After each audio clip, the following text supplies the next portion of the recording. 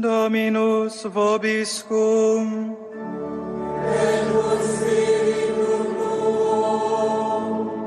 Lectio Sancti Evangelii secundum Ioannem. Évangile selon saint Jean.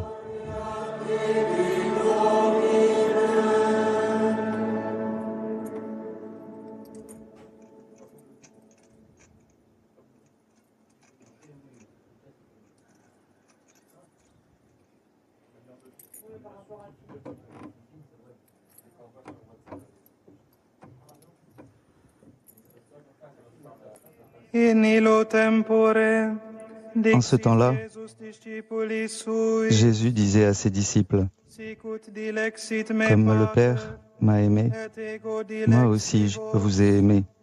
Demeurez dans mon amour. Si vous gardez mes commandements, vous demeurerez dans mon amour, comme moi, j'ai gardé les commandements de mon Père et je demeure dans son amour.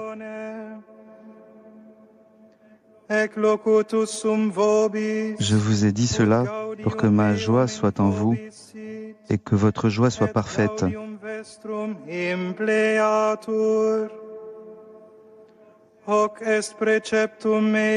Mon commandement, le voici.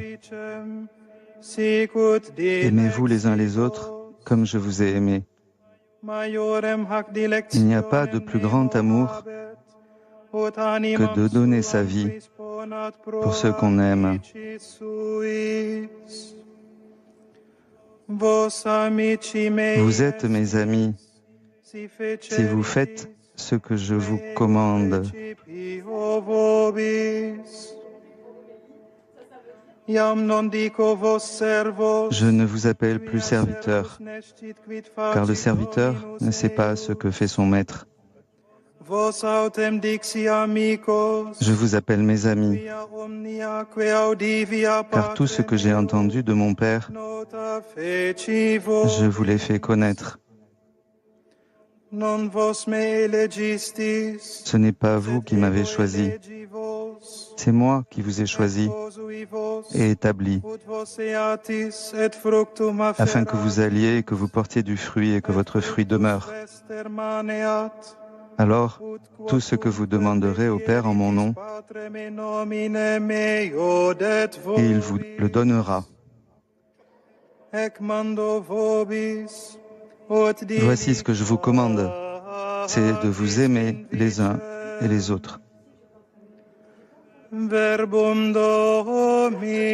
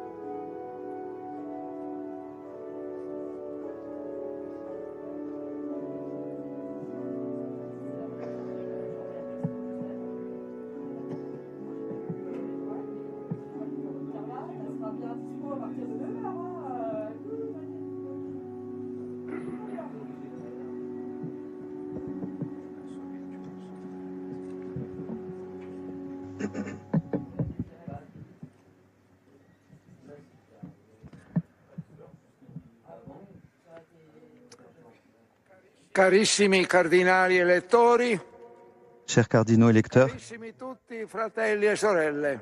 Chers tous frères et sœurs, Negli Atti degli Apostoli si legge on lit dans les Actes des Apôtres qu'après l'ascension du Christ au ciel, et dans l'attente de la Pentecôte, tous étaient assidus à la prière avec Marie, la mère de Jésus.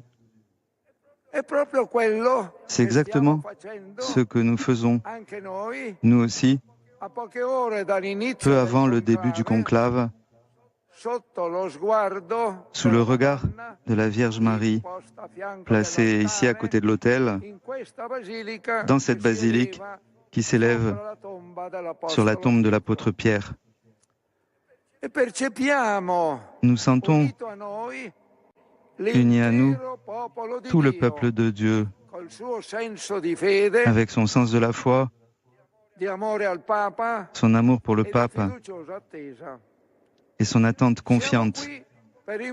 Nous sommes ici pour invoquer l'aide de l'Esprit Saint, pour implorer sa lumière et sa force, afin que soit élu le pape, dont l'Église et l'humanité ont besoin en ce tournant d'histoire si difficile et si complexe. Prier en invoquant l'Esprit Saint, c'est la seule attitude juste qui convienne, alors que les cardinaux électeurs se préparent à un acte de la plus haute responsabilité humaine et ecclésiale et à un choix d'une importance exceptionnelle. Un acte humain pour lequel toute considération personnelle doit être abandonnée, en ayant dans l'esprit et le cœur seulement le Dieu de Jésus-Christ et le bien de l'Église et de l'humanité. Dans l'Évangile qui a été proclamé, ont résonné des paroles qui nous conduisent au cœur du message suprême, le testament de Jésus, qui a été remis à ses apôtres le soir de la scène au Cénacle. Mon commandement, le voici. Aimez-vous les uns les autres comme je vous ai aimés. Afin de préciser ce « comme je vous ai aimé » et indiquer jusqu'où doit aller notre amour, Jésus ajoute ensuite « Il n'y a pas de plus grand amour que de donner sa vie pour ceux qu'on aime. » C'est le message d'amour que Jésus définit comme un nouveau commandement. Nouveau parce qu'il transforme en positif et élargit considérablement l'avertissement de l'Ancien Testament qui disait « Ne fais pas à autrui ce que tu ne voudrais pas qu'on te fasse ». L'amour que Jésus révèle ne connaît pas de limites et doit caractériser les pensées et l'action de tous les disciples. Les disciples qui doivent toujours dans leur comportement manifester un amour authentique et s'engager à construire une nouvelle civilisation. Cette civilisation que Paul VI appelait la civilisation de l'amour. L'amour est la seule force capable de changer le monde. Jésus nous a donné l'exemple de cet amour au début de la dernière scène par un geste surprenant. Il s'est abaissé au service des autres.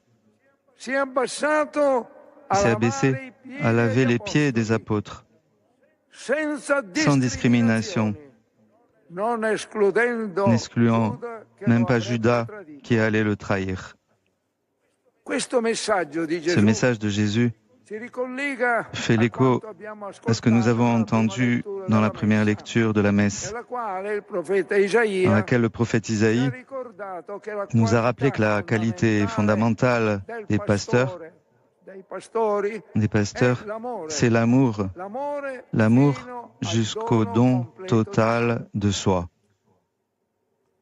Les textes liturgiques de cette célébration eucharistique nous invitent donc à l'amour fraternel, à l'aide mutuelle et à l'engagement en faveur de la communion ecclésiale et de la fraternité humaine universelle. Parmi les tâches de chaque successeur de Pierre, il y a celle de faire grandir la communion de tous les chrétiens avec le Christ, la communion des évêques avec le pape et la communion des évêques entre eux. Il ne s'agit pas d'une communion autoréférentielle, mais toute tendue vers la communion entre les personnes, les peuples, les cultures, ayant à cœur que l'Église soit toujours une maison et une école de communion.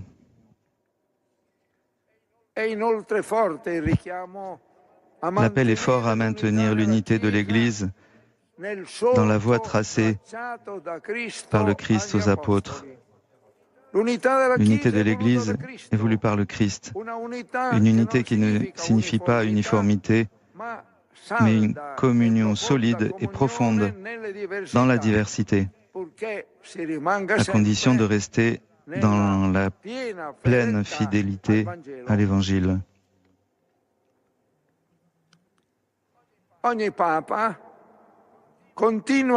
Chaque pape continue d'incarner Pierre et sa mission et représente ainsi le Christ sur terre. Il est le roc sur lequel l'Église est édifiée. Et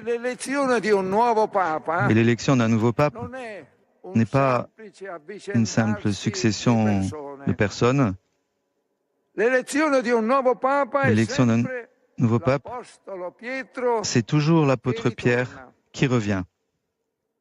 Les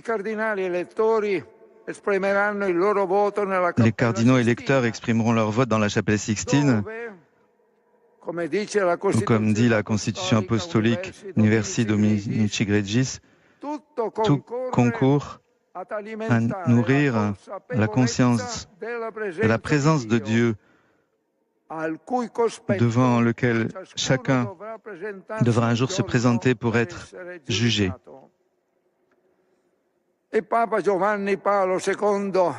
Jean-Paul II, le pape Saint Jean-Paul II, dans le triptyque romain, souhaitait que, au moment de la grande décision à travers le vote, l'image imposante de Jésus juge rappelle à chacun la grandeur de la responsabilité de remettre les clés suprêmes entre de bonnes mains.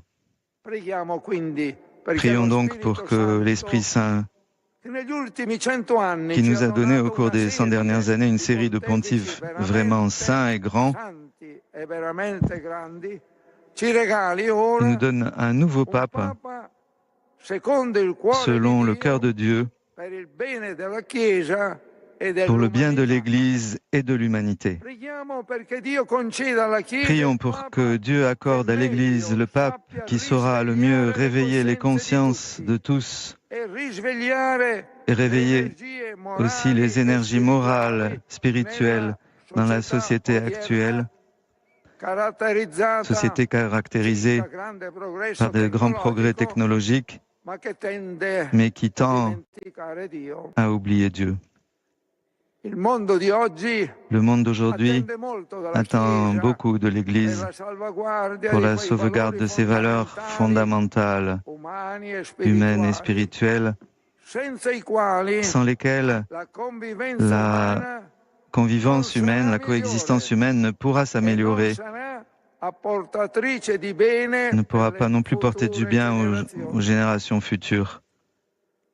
Que la bienheureuse Vierge Marie, la Mère de l'Église, intervienne par sa maternelle intercession afin que l'Esprit Saint illumine l'esprit des cardinaux électeurs et les rende unanimes dans l'élection du pape dont notre temps a besoin.